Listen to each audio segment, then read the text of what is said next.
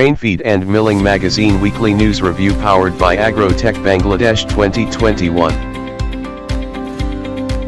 New entrepreneurs through RFL's business practice. Caption news on Android's feed and biofuel. Feature on online assembly supervision of Simaga. China's January to February 2021 soybean imports have declined slightly due to delays in cargo. Caption news on the Bangladeshi work of Altanvalik Group companies.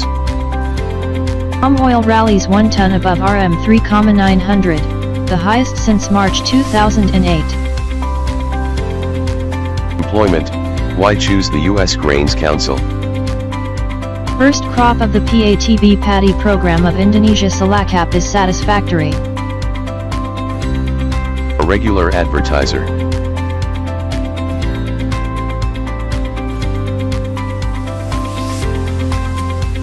Grain Tech Bangladesh 2021, exclusive media partner Grain Feed and Milling Magazine. And Mill Tech Istanbul, media partner Grain Feed and Milling Magazine. Thanks for watching.